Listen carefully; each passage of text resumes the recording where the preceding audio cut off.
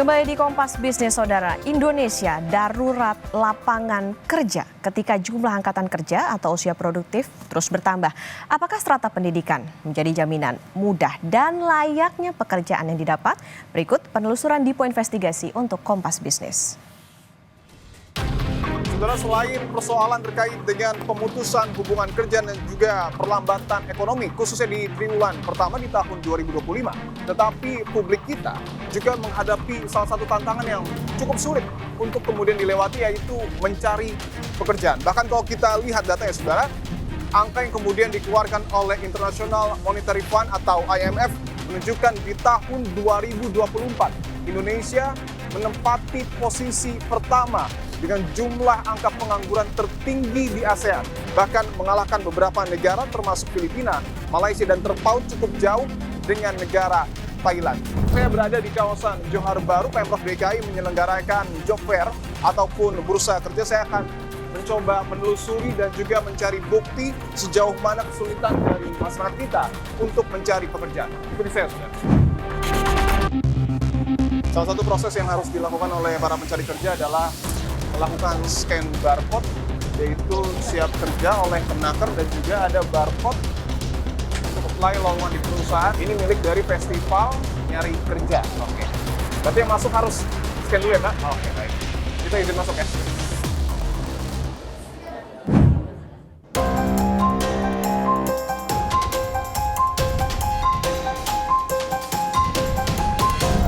Suasana di dalam GOR ataupun gelanggang remaja Johor Bahru, saudara bisa Anda lihat ada 15 kurang lebih perusahaan yang kemudian membuka lowongan kerja, dan ini adalah para pencari kerja yang tentu berharap akan segera bekerja. Saya akan coba berbincang dengan salah satu pencari kerja. Mas, izin di Kompas TV. Ya. Dengan Mas siapa? Dengan Mas Billy. Mas Billy. Mas Billy, saya mau tanya Mas. Mas Billy ini lulusan S1? Iya. Tahun? Tahun 2024. Tahun 2024, tahun lalu ya. Bulan apa Mas? Bulan Oktober saya.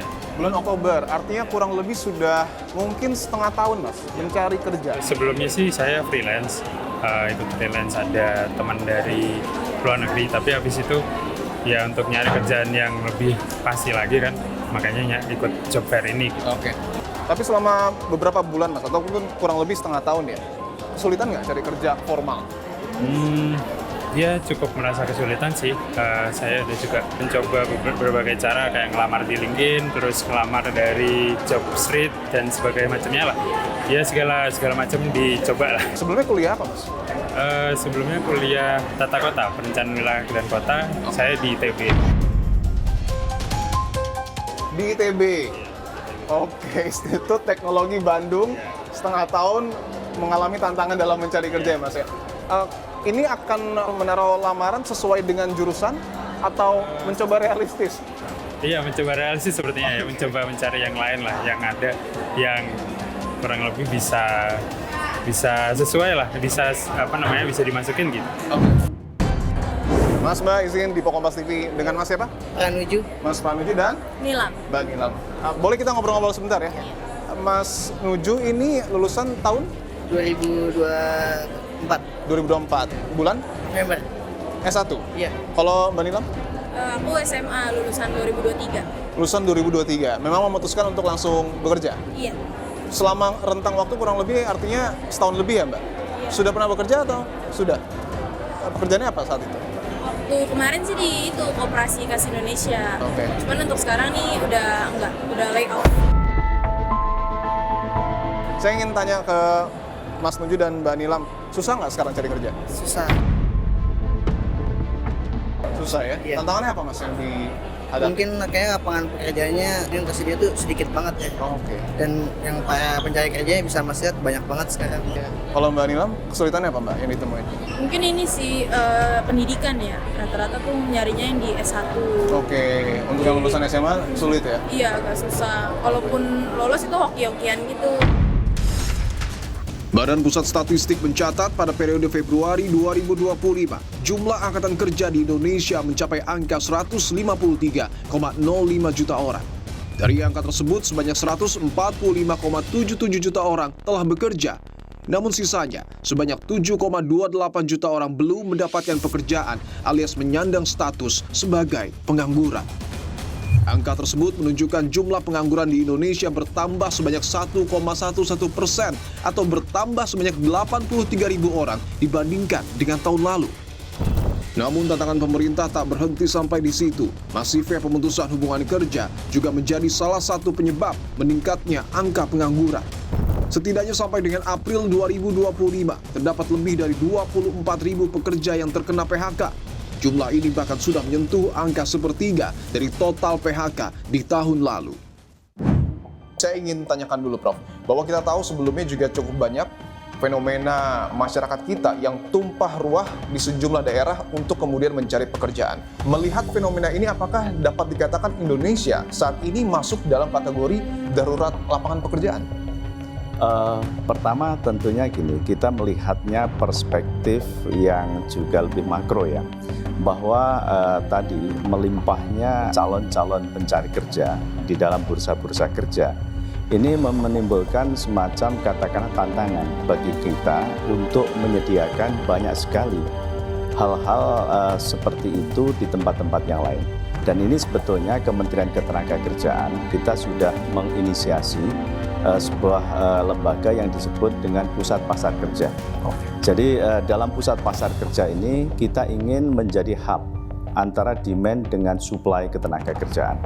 Apakah ada target khusus berapa jumlah lapangan kerja yang kemudian akan diciptakan oleh Kemenaker kalau berkaca pada perbandingan jumlah angkatan kerja kita? Target kami sebetulnya adalah kita target yang sifatnya adalah penyiapannya.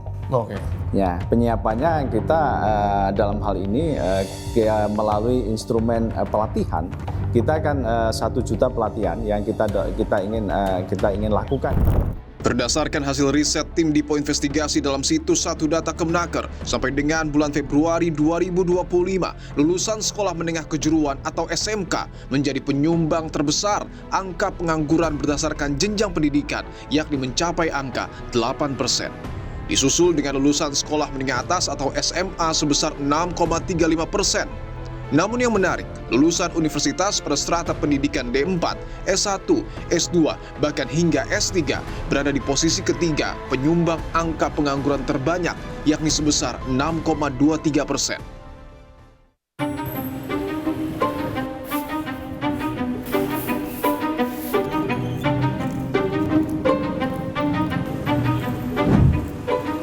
Saudara, tentu tidak akan ada yang menyangka bahwa petugas PPSU yang berada di seberang sana adalah lulusan sarjana S1 dari salah satu universitas di Jakarta. Saya akan ajak berbincang saudara petugas PPSU bernama Rifki yang pada akhirnya memutuskan untuk menjadi petugas PPSU meskipun strata pendidikannya adalah S1. Ikuti saya saudara.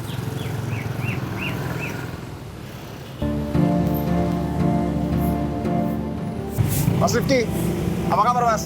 Baik, alhamdulillah. Siap. Mas Rifki, saya izin minta waktu sebentar ya. Ini lagi nyapu, lagi dinas atau lagi tugas? Ya, lagi tugas. Oke. Saya ingin konfirmasi dulu, Mas Rifki. Mas Rifki betul adalah lulusan sarjana S1 ya, Mas ya? Ya, benar. Oke, dari universitas? Universitas Indra Prasta PGRI Unindra, Oke. Jakarta Selatan. Jakarta Selatan. Lulus tahun? Tahun 2021 awal. Oke. Jurusannya saat itu apa, Mas? Teknik industri. Teknik industri dan sekarang jadi petugas PPSU menyapu jalanan di kawasan Kalisari, Jakarta Timur.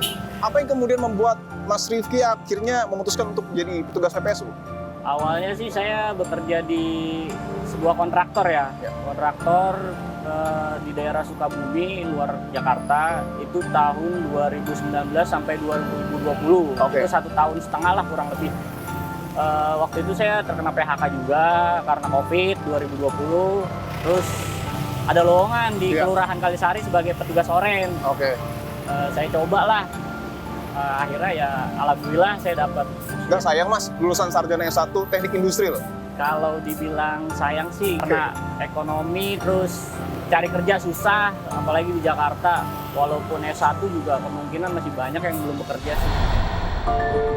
Mas, saya ingin langsung kepada pokok persoalan bahwa kita tahu data dari BPS menunjukkan meskipun persentase tingkat pengangguran terbuka itu menurun. Tapi kalau kita lihat angkanya, ada penambahan jumlah pengangguran Mas sebanyak kurang lebih 83.000 pada tahun ini, ataupun naik kurang lebih 1,11%. Secara total ada total pengangguran 7,28 juta orang. Apakah bisa disebut saat ini Indonesia sedang darurat lapangan pekerjaan? Ya, karena kalau kita lihat ya, pengangguran itu kita bedakan berdasarkan usia aja. Ya. Jadi yang 15 sampai 24 tahun itu juga angkanya cukup besar. Secara persentase sekitar 17%. Jadi ada 1 juta orang, dia harus berhadapan dengan mereka yang baru saja di PHK. Oke. Untuk bisa bersaing di lapangan kerja yang semakin sempit. Karena apa? Karena kalau kita lihat ya, sekarang itu lapangan kerja semakin sempit, jadi yang para korban PHK tadi itu banyak mendapatkan diskriminasi berdasarkan usia. Mereka punya pengalaman 10 tahun lebih, tapi begitu mereka di PHK, lapangan kerja yang terbuka satu-satunya sekarang itu tidak bisa kembali ke sektor industri pengolahan yang formal. Dan kalau kita lihat akhirnya apa? Banyak yang melihat bahwa masalah lapangan kerja tadi yang terbatas di sektor formal banyak yang bergeser ke sektor informal. Nih kalau kita lihat pada 2020 pandemi itu angkanya langsung meroket 60,4% di sektor informal dan angkanya tetap tinggi sampai tahun 2024. Asa para pencari kerja demi hidup lebih sejahtera meski langkah terganjal dan upaya mencari pekerjaan terjungkal. Badai PHK menyuburkan pengangguran, kondisi ekonomi melemah secara perlahan. Negara harus segera ambil langkah agar semangat warganya tak semakin patah. Saya Dipo Berbahagia. Sampai jumpa minggu depan.